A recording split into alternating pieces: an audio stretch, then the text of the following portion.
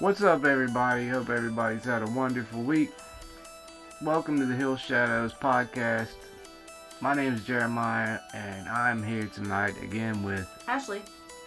And welcome to our podcast. This is our seventh episode, and this week we're just coming back from covering the Lizard Man. The Lizard Man is what we did last week.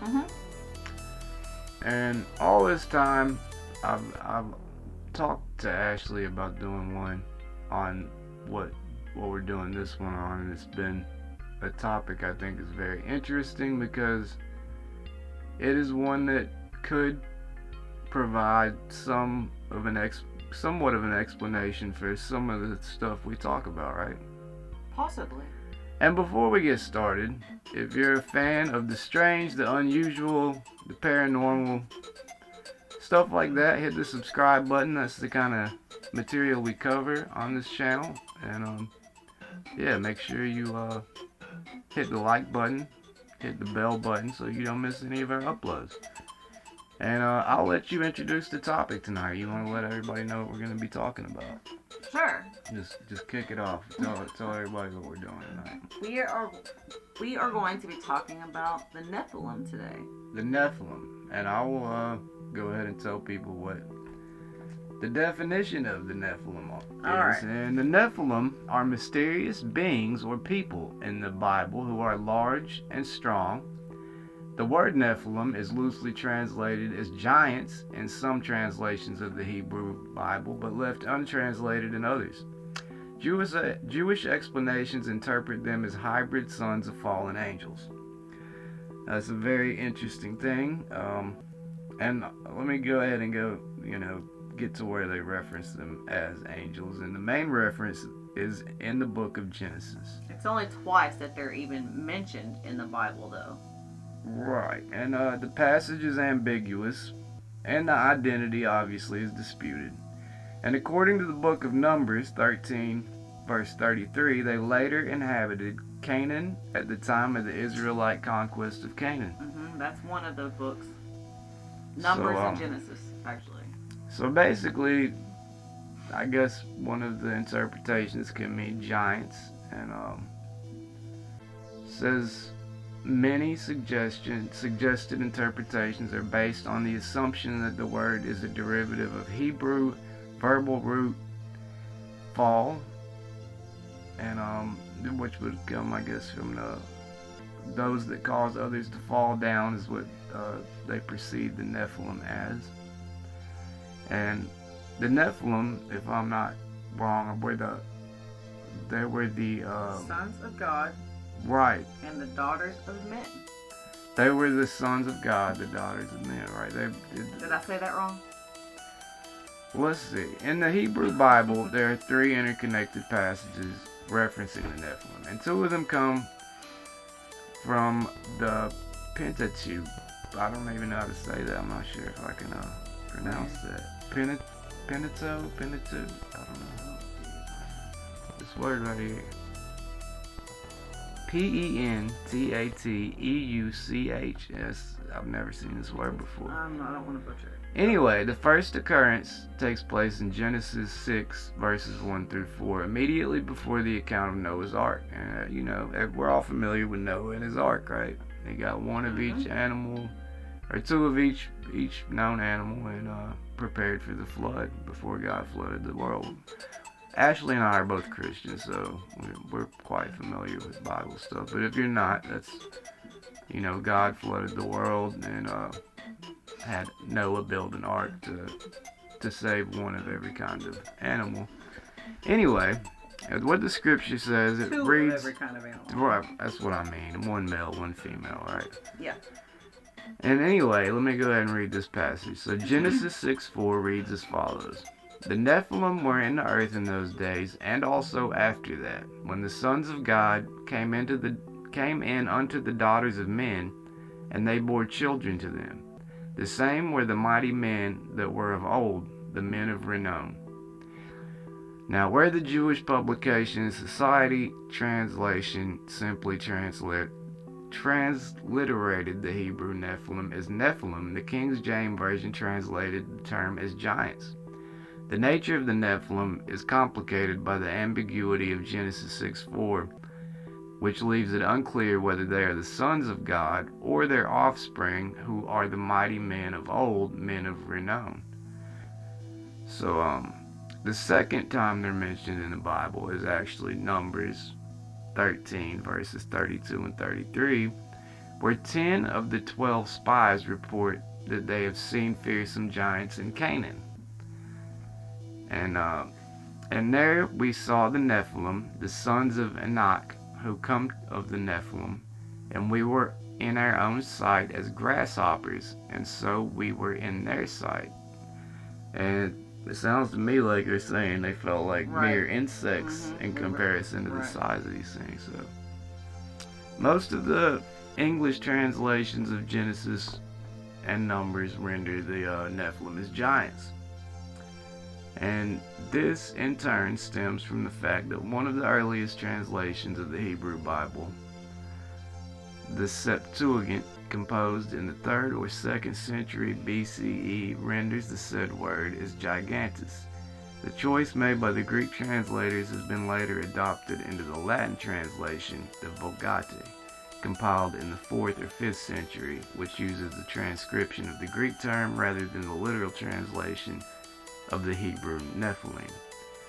From there, the tradition of the giant progeny of the sons of God and the daughters of men spread to later medieval translations of the Bible.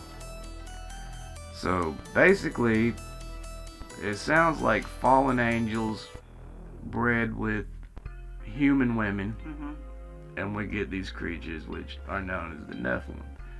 And it's always kind of been my opinion. I know there are researchers out there who lean towards this, and obviously religious people probably lean towards this just because it offers an explanation as to what a Sasquatch could be, right? Or a dog man, or a... Yeah, because one of the first things that you read in, I think it was Genesis, whatever it was, people always skip over that one little small part about there were... or giants in those days, and after that, right? Yeah. So the and after part. It never says they were entirely wiped out, which a lot of people claim when they have Bigfoot sightings or Sasquatch sightings, whatever you want to call them. These things behave a bit erratically, maybe a bit supernaturally. They seem to almost float around. Right. So that could be what's the It could offer some explanation. Like, what are the, like, for example, people find tracks out in the middle of nowhere, and the tracks will come to an abrupt end. What do you think happens? What could happen, right there? I don't know. I mean, there are theories. People theorize that they could be trans-dimensional beings. Like, they could travel into a spiritual realm that we can't see them in. Right. Another thing that's, I think it kind of, not that it ever says that this man is a Nephilim, but it is in Genesis. Esau and Jacob. That's an interesting. They were one of them was. I believe they were twins, right? Were they born at the same time? Did Rebecca? They were born to Rebecca and Isaac. Yeah, I believe Jacob. Esau was the oldest, right? No, Esau was born first and was supposed to inherit the land. Right. It was his birthright, and he didn't care for anything worldly at all. He was a hunter. He was also covered in hairs. Wait, I'm trying to get to that. Yeah. Gotcha. Actually, I'm gonna read what it says. I know his brother. Yeah, he was willing to. Esau was willing to trade his birthright to Jacob for a bowl of stew, and I don't know. At some point, I guess. And Jacob wanted that birthright. Jacob did want the birthright. Yeah. The mother, Rebecca, ended up helping trick Isaac, the father, into, I guess, giving giving the birthright over to Jacob because he couldn't see well, and on his deathbed, Rebecca put the skin, or not. Esau was covered in fur, right? He was a very furry or hairy man. Well, you're saying that I'm trying to tell you what he did. Okay. What she did. It says that Rebecca evidently adhered the skins of the freshly killed goats to Jacob's hands and neck. Right. Perhaps even sewing them to her son's cuffs and collar so that Isaac would never think that the hair he felt was not genuine. Which means Esau was very hairy. Must have been quite hairy. Mm-hmm. So. I mean, it even says somewhere about how much bigger Esau was than Jacob. It talks about like how plain Jacob was. Like Jacob, right. It said that he would dwell in tents even. Well, that kind of gets off track of the Nephilim because... Not necessarily. Maybe he was a Nephilim. Well, I thought they were both born to... Jacob, like had a birthright by Rebecca, right? So. Yeah, but why was he hairy? Where did that I have no idea. That's a good question.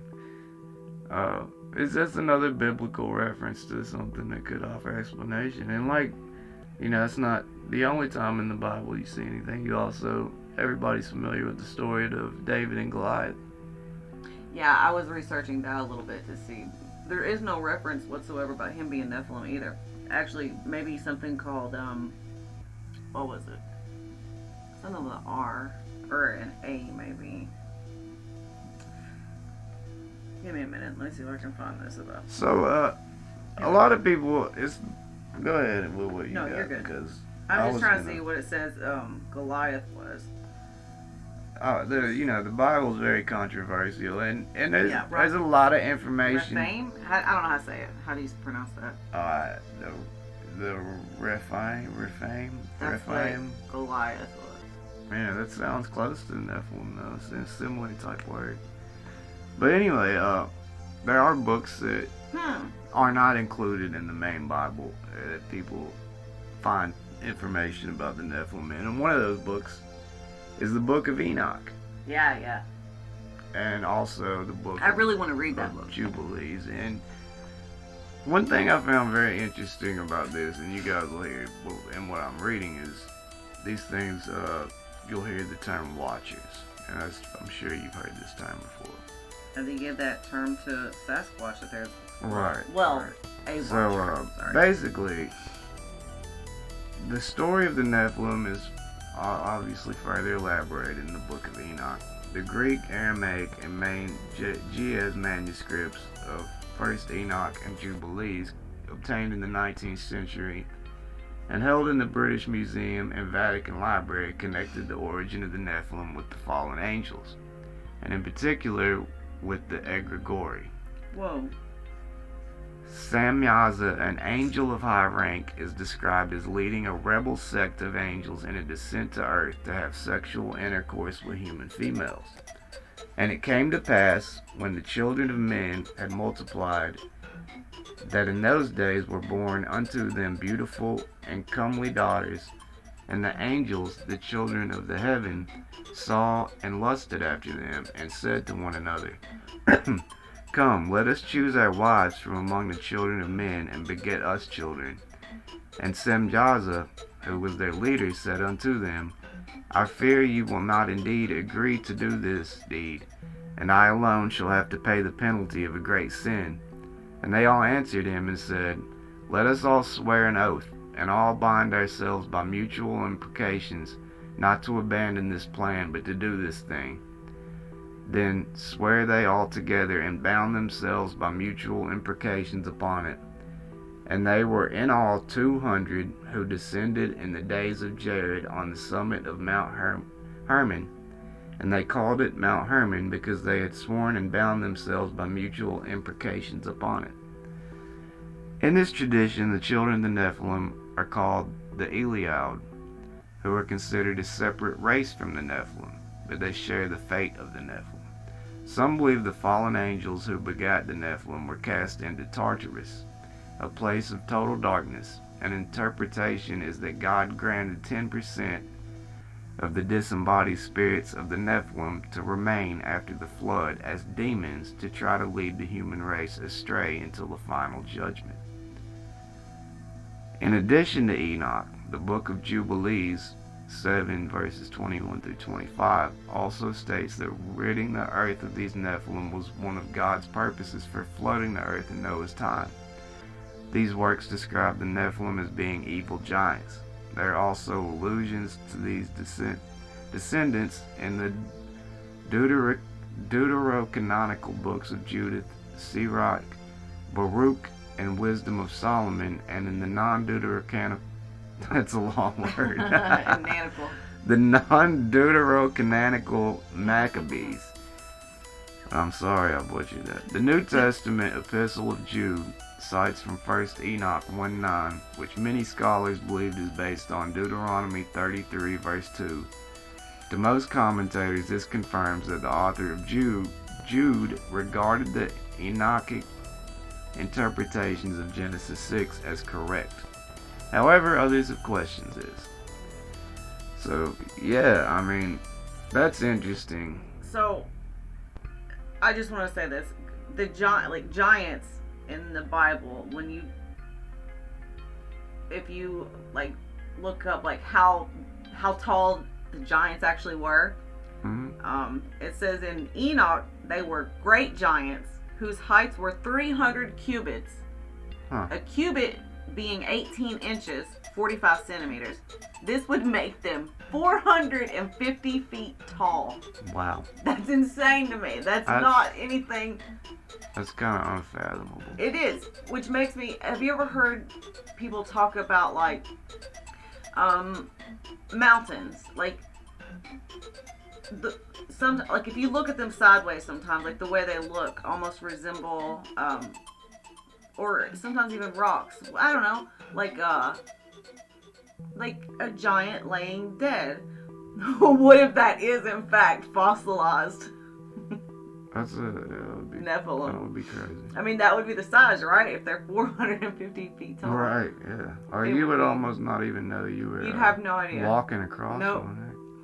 I mean, I know that's probably pretty far out there, but reading that just kind of made me think mountains really are just giants. Yeah, so there's a lot of interesting theories. I see one also are the descendants of Seth and Cain, right? So that's weird. Seth and Cain. I'm not sure. Says most Jewish commentaries and translation describe the Nephilim as being from the offspring of sons of nobles rather than from sons of God or sons of angels. This is also the rendering suggested in the Targum Onkelos, Symmachus, and the Samaritan Targum, which read sons of the rulers. Yeah. So as far as, let's see, a long-held view among some Christians is that the sons of God were the formerly righteously... These words are so long. The sons of God were the formerly righteous descendants of Seth who rebelled, while the daughters of men were the unrighteous descendants of Cain, and the Nephilim the offspring of their union. So there's a lot of old religious texts that seem to have many different views on this particular topic. There's also a group of people that take the view of Genesis 6:2 that the angels who fathered the Nephilim referred to certain human males from the lineage of Seth, who were called sons of God, probably in reference to their prior covenant with Yahweh. According to these sources, these men had begun to pursue bodily interests, and so took wives of the daughters of men. For example, those who were descended from Cain, or from many people who did not worship God. So yeah, there's a lot of different views on what the Nephilim could be, but one thing we do know is that it seems that they're probably half fallen angel, half human. Yeah, evidently they were violent as well. And it seems like they're they're evil, right? They were violent. Right here says the Nephilim were giants, the violent superhuman offspring produced when wicked angels mated with human women in the days of Noah. The offspring of Seth were said to have disobeyed God by breeding with the Cainites and producing wicked children who were all unlike, thus angering God into bringing about the deluge. It says, certain wise men of old wrote concerning them and say in their books that angels came down from heaven and mingled with the daughters of Cain, who bare unto them these giants. But these wise men err in what they say. God forbid such a thing, that angels who are spirits should be found committing sin with human beings. Never, that cannot be, and if such a thing were of the nature of angels, or Satan, that fell, they would not leave one woman on earth undefiled. But many men say that angels came down from heaven, and joined themselves to women, and had children by them. This cannot be true, but they were children of Seth, who were the children of Adam, that dwelt on the mountain high up, while they preserved their virginity, their innocence, and their glory like angels, and were then called angels of God. But when they transgressed and mingled with the children of Cain and begat children, ill-informed men said that angels had come down from heaven and mingled with the daughters of men, who bare them giants. And, there's also a lot of fossil remains found of giants. There have been giant fossils found. Yeah. And a lot of them get covered up. There are a lot 450 feet. Right, yes. I don't know that the Nephilim were that tall. But that's a bit crazy, man. Yeah. But yeah, it's definitely interesting. But yeah, there's a lot of fossil records of large human beings have been found. It's a lot, actually. And just to think that we've explored and discovered everything, come on, get out of here. We're nowhere near. I mean, I could drive 30 minutes and pass enough terrain that I could never go through it in my entire life if I spent every day out there. Right. There's just so much out there. So, and I myself am a believer in the Bible. So the fact that it speaks of these things in the Bible, and then you also have people who see cryptids, they'll describe them as having a sulfur smell, which I don't know how many people are familiar with this, but that's also affiliated with the sense of a demonic presence. And they'll have glowing red eyes. It seems like a lot of people will have encounters and say that these things look like they hated them. What things? Whatever they encounter. Sasquatch, for one. Right? A lot of encounters, a lot of people say they looked at them like they're disgusted with people, right? Yeah, I'm sure they are. Well, I mean, we are like a parasite on this earth, like humans. Yeah, we absolutely are. If I was agree. one of them, I would probably look at us in the same way. Well, what do you think about how much noise we make when we come through and out in the? What do you think? Do you think Do you think the Sasquatch could be Nephilim, or any cryptid? Do you think dogmen maybe, or do you think that's just completely out of the question? I don't know. Maybe. Well, I don't know. I mean, this could go really in a lot of different directions. Because when you say dogman, for some reason my mind went to like Egyptians. Egyptians, wow. Yeah, because they always depict.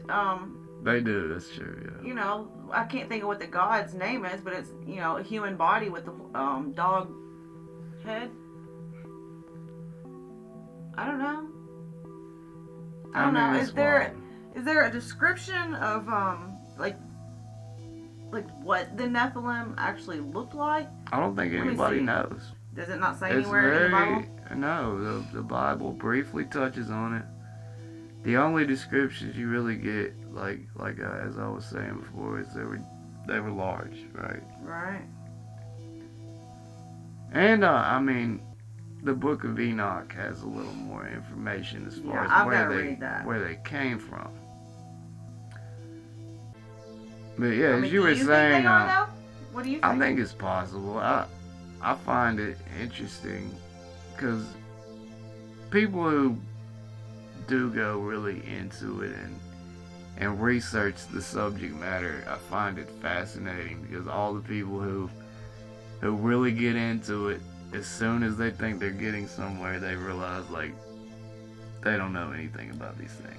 If you look up what Nephilim abilities, like what kind of abilities they have, it says the Nephilim are portrayed as tall, muscular demigods capable of incredible power, such as shape-shifting into giant demons and possessing incredible advanced weaponry. So I don't know why, sorry, I just wanted to read that. Wow. I was trying to look up, like, if I could find anything about what they actually, their physical, aside from, like, being just giant. Like, I mean, I find it fascinating how often you find the Bible speaking of giants, right? It's interesting. Yeah. And I don't know, I believe that there are demons and angels, right? I mean, absolutely. And you know, obviously a lot of people who are into paranormal research are even aware of, you know, demonic possession. That's not a... It seems like you hear a lot about demons, right? But when it comes to the flip side of it, nobody really takes the whole angel subject very seriously. But if you think about it, if one's real, then we're dealing with two things. Mm-hmm. Like we're not just dealing with one or the other. One without the other. And in my opinion, if these things are real, then we're dealing with the very real possibility that they could have bred with human females, and they could have created a race of giants. Yeah. I mean, that. And maybe like that's Sasquatch. There are stories that supposedly, like, right, where they say people or they steal it, right? Yeah. I think there's even a couple stories of like maybe a woman becoming pregnant.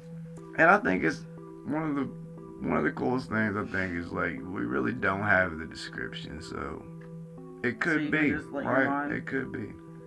Run wild. Like that's possibly what people are running into out here, and that would provide an explanation why we can't go out and see them, right? We don't have any real good video of them. These things can travel so fast.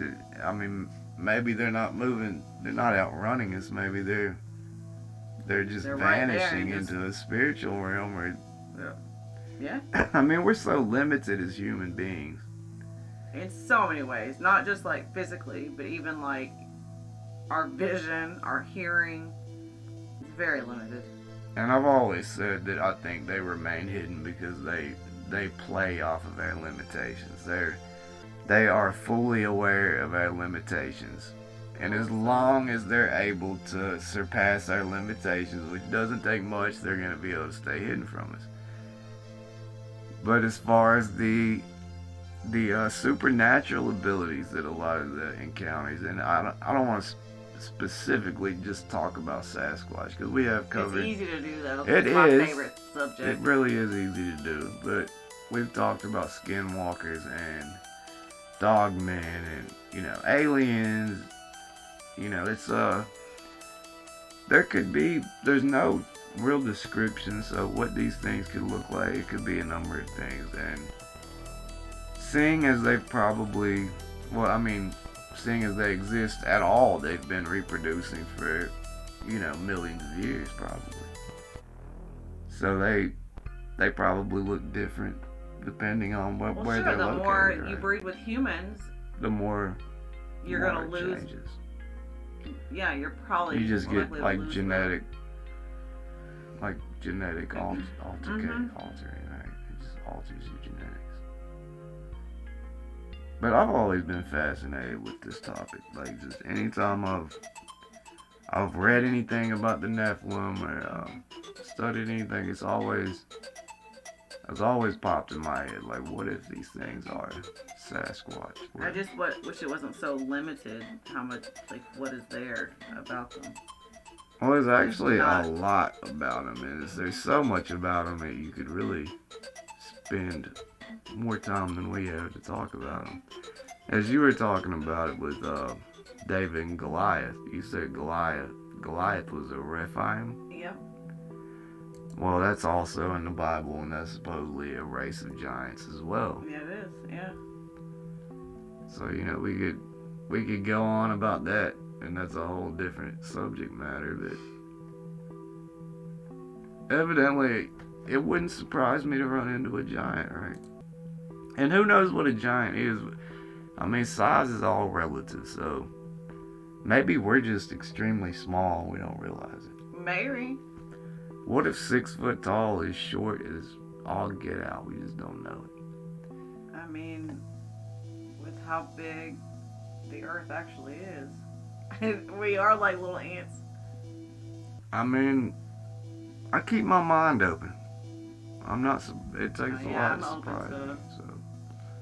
Oh, and I know another thing I want to bring up on tonight's podcast, because I think it's kind of funny, but I want to get the information out there because it was not out there for me and Ashley. We thought we seen a dragon. Oh my goodness. Fly in front of my car. And I was so mad that I didn't have the camera running. Like one. And you couldn't have told me I did not see a dragon or some type of extinct dinosaur or exotic bird that we did not know we had here in Kentucky.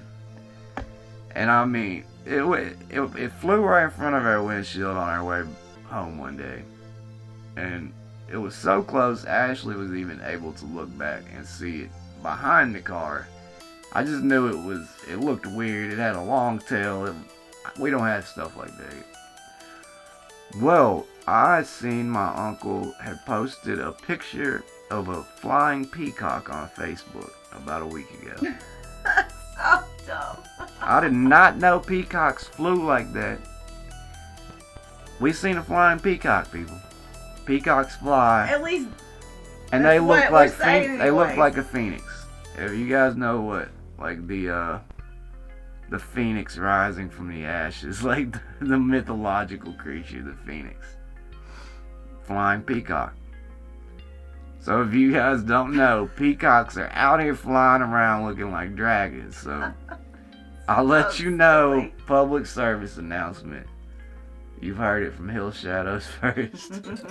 But I did not know that. I was extremely surprised and oh my goodness. And obviously it really looked like like a small dragon. I wasn't in the biggest hurry to tell Ashley that I was right. I had been wrong, right? I was.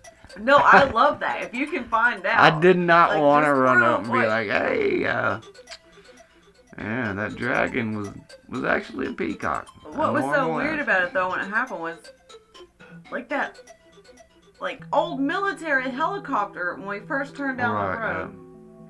It all was very weird. And then seeing what looked like a bat, like bat wings with a long, pointy tail. It was about 2 or 3 feet long. It was very odd looking. But if you guys want to, I will throw a picture up of a flying peacock so you can see exactly what we're talking about. It's pretty cool looking. It really is. Yeah, I'm super surprised that. Yeah, I mean, it definitely looks like.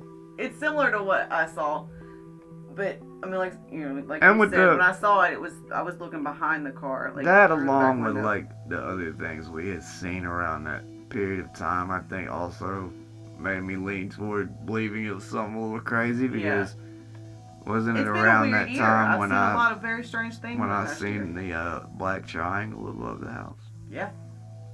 And I mean, I was so fascinated by this thing. I didn't have my phone, my camera, or anything, and I had enough time to come back in, yell at Ashley. You screamed at me from the door. You didn't come back in. I opened the door and I yelled at Ashley and she even came out and was able to get a very, very distant picture.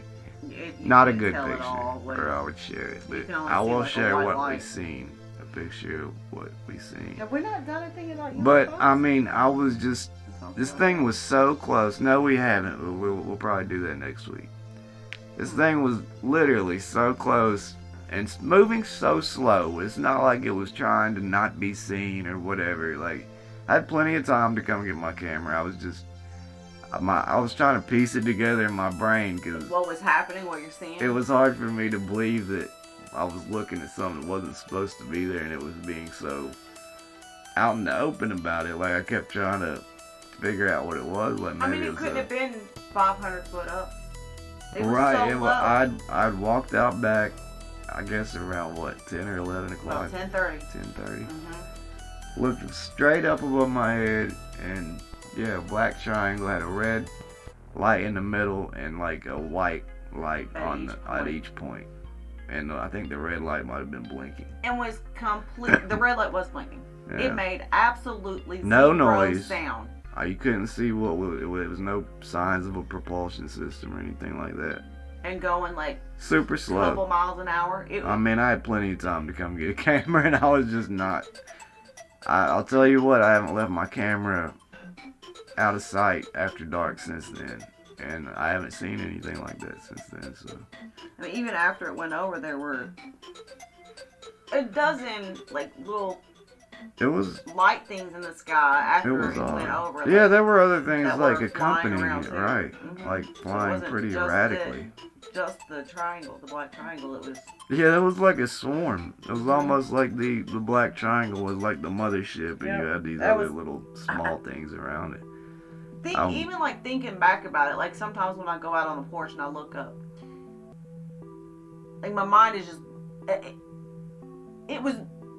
So low and just like right there, like. I think another thing that's crazy is like things. I haven't talked to anybody else who's seen that, and I know well, when you do research, we have found a few people that have seen. I'm talking about that night, like. I know, yeah. Like you would think as low as it was. I guess should have been. Other people should have seen it. It should have been on the news. You would think. Like I would figure it would have. But then again, we didn't tell anybody except you guys. So I've just heard stories about people seeing a black triangle. But if you guys have seen any, write in and tell us about it.